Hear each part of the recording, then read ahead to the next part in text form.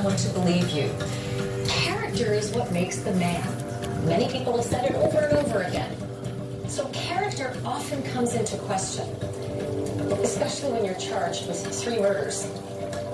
The 3 murders of your own family. So what kind of character is this man, Chris Watts? What kind of character does he have? And has his character changed over time? Or was something strange long ago? Hard to know unless you talk to those who knew him when. And Richard Hodges knew him when. He was Chris Watts' former roommate in Mooresville, North Carolina, where they attended classes together at the NASCAR Technical Institute, and he joins me now live. Richard, thank you so much for being with us tonight. First and foremost, may I say to you, I am sorry for what you have discovered is now a part of your life, that a person you knew well has come into contact with this kind of crime story and may be responsible for this kind of crime story. The biggest question so many people have is, what kind of person is the Chris Watts that you lived with? Well, I mean, I kind of hate to echo what a lot of people have said before, but Chris was definitely one of those people, at least when I knew him, he was straight as an arrow. He was very dedicated to school. He was very dedicated to his work. I believe that one of his ex-high school teachers even said, you know, he was that most likely to succeed, and he was. You know, he wasn't the kind of guy that went out and partied all the time. A lot of the guys did. You know, they went out every single night, and Chris was not like that. He was more, all right, this is school, this is my future, this is what I'm going to do. And he worked hard at it, and he graduated with honors and everything. So it is very strange to see someone like him somehow transform into what we see today. If in fact he is guilty of these crimes, he is a monster. And I can't imagine what this is like for you to process. What are you thinking about as you start to understand what's happened in Colorado? I mean, for me personally, I can't say that it really has affected me personally. It's not like I now sit there and think, well, wow, I maybe I was in danger back in the day. You know, I've never had that thought enter my mind.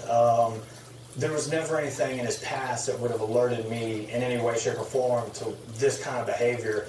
So, I mean, it's definitely gotten a lot of us who have not talked to each other in a long time talking. A lot of my fellow classmates, we've all started talking, and we're all on the same page. No one gets it. Everyone is kind of like, this came from left field. This isn't who we knew.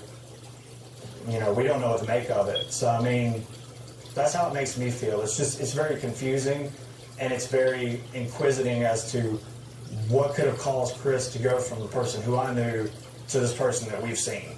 So, I mean, you all were in the school together in 2004. That's only 14 years ago. It's really not that long ago. Did you stay in touch with Chris Watts? Were you Facebook friends these last decade and a half? We were not. So, after we finished school, we both worked together at the same dealership. And then after that, I shortly realized that automotive was just not my cup of tea. I was very good at it in school, but not in practice. So I actually chose a different career path, and when I did, I ended up having to move.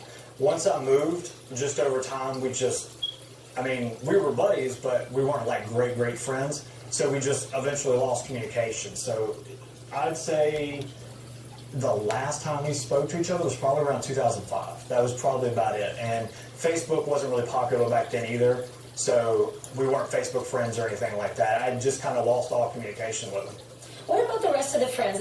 I'm so fascinated to hear you say that you've all reconnected over this, because it's just so jarring. It's so unexpected, and it's a bit earth-shattering to be connected to someone who's being accused of the things that Chris Watts is accused of.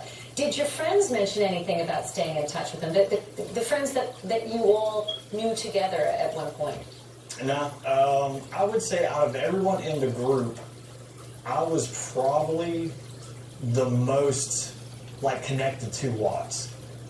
We had like a little clique when we all went to school, a small group that we kind of all hung out with. But out of everybody, I was probably the person who was most, I guess, bonded to him, you know, if that's the proper way of wording it. So no, once we all left school, I mean, it's not like we just didn't care about each other, but just over time, I only kept in touch with a very select few, you know, and that's how everybody was. And So, also, to my knowledge, Richard, no. it sounds almost like, and correct me if I'm wrong, it sounds like nobody really stayed close to him. And does that speak a little to his character, to his personality? Was he a loner? Did he move off and kind of leave his old life behind? So Chris was quiet. He was pretty reserved, but not in like what I would say a negative fashion. He was not the kind of guy who's just going to walk up to you and introduce himself and try to make friends. He was more the kind of guy who you'd become friends with out of like happenstance. We were obviously friends because we were in classes together, and that's how we ended up meeting. He very, very rarely went out with us, so maybe that contributed to it. You know, he wasn't as tight-knit with anybody else.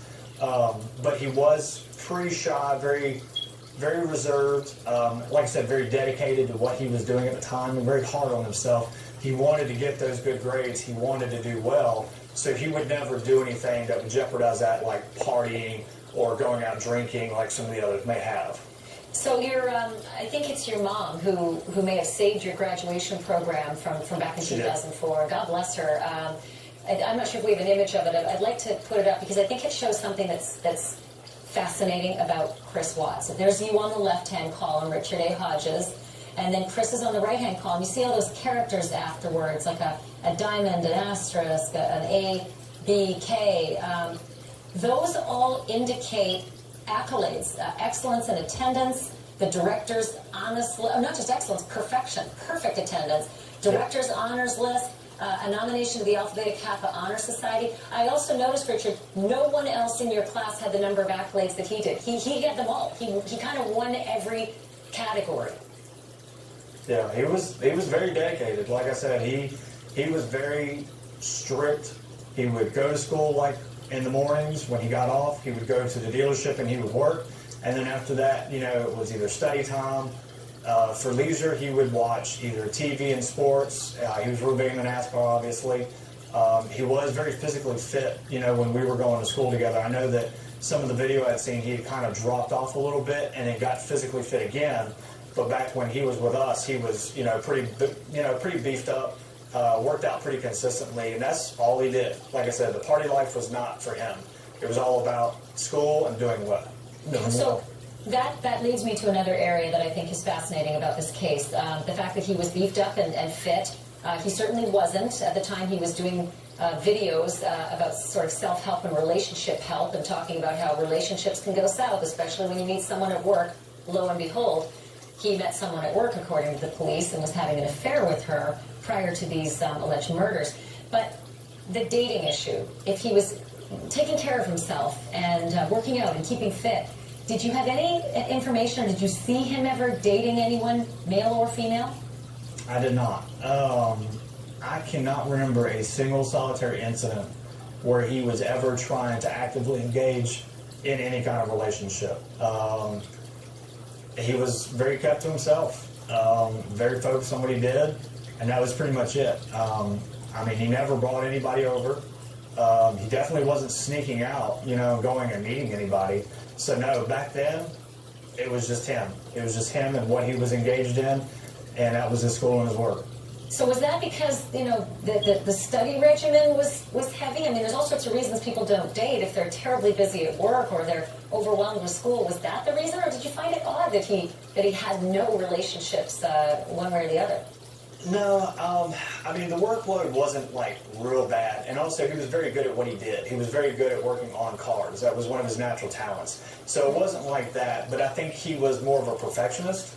I think that he was very, very focused on getting as good as a grade as he could, and so he just focused on that.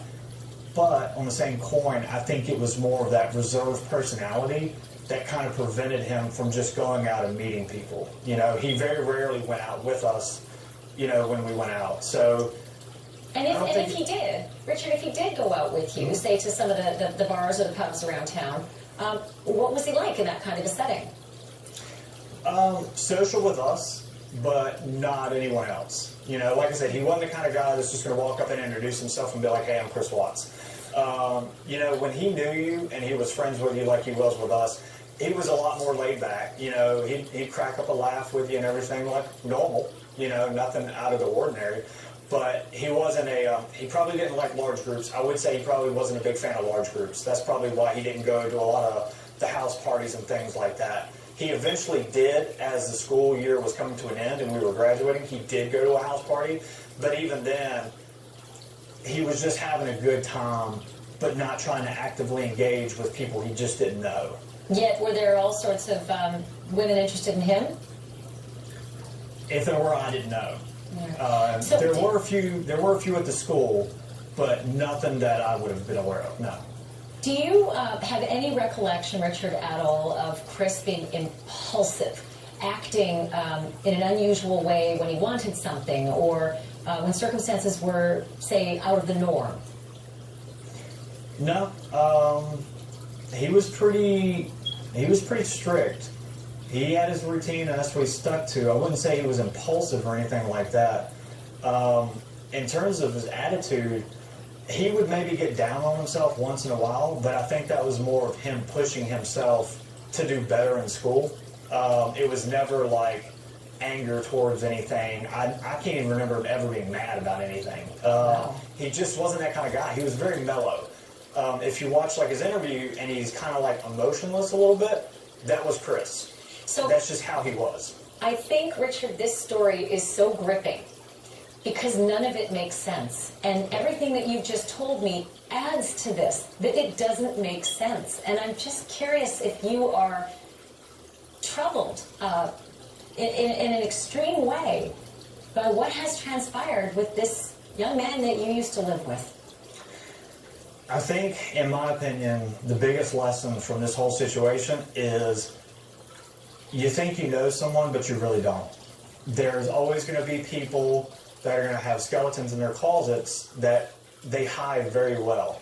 I mean, this is a perfect example of someone who we knew was going to be out there doing the best that he could do. When I saw the Facebook posts and I saw like him with his family, I mean, it made sense to me, you know, that that's Chris, you know, that he was out there being, you know, very, how do you want to say, yeah, successful at life, you know, having a good family. He had a nice house. Now, I So you understand take it he had a lot seriously, of didn't debt. he? Yeah, Can he had I, a lot of debt, but I didn't know that. But Can I ask you, and this is an odd question, but since you have this, you know, tangential connection to Chris Watts, would you ever want to reach out to him now to satisfy the why in all of this? not me personally. I mean, if that's something where like psychologists or whoever, psychiatrists, you know, they dig into it and they find more of a reason. I mean, I'd always be interested in it, but me as a person wanting to reach out and actually speak to him, no, I don't really have a care or need or desire for that kind of contact. I mean, what's happened's happened. Obviously, I think it'll all come out, you know, eventually, and I'll just wait, you know, like everybody else, and kind of see how this develops. Has anyone contacted you from either the prosecution or the defense, quite frankly, in this case? No. I guess I'm kind of like a sleeper per se. Not many people know about the fact that me and him were associated. Actually, you guys found me through happenstance looking into his past, and you found someone who actually works with me by the same name, but isn't obviously this Chris Watts. But they knew when they were contacted by you guys that I knew him and I actually lived with him, and that's how we ended up getting connected. So, Well, it's entirely possible you may end up being connected to the case in another way. And if that's the case, I am sorry for you, because it is just an inexplicable tragedy, and there is a family that is so unbearably heartbroken. I dare say two families that are heartbroken, and a domino effect of people who are devastated by the loss of these little girls and by Shanann Watts. I thank you so much, Richard, for taking the time to help us figure this out. I can't say that you did. I mean, honestly, I think I'm even more puzzled after speaking with you, but I really appreciate you giving us that picture. no problem. I appreciate it. Thank you, ma'am. Richard Hodges, Chris Watts' former roommate from Warrensville, North Carolina, at the NASCAR Technical Institute. And if you feel the same way I do, then maybe some of the stuff we're about to report on may help you answer some questions. It's next.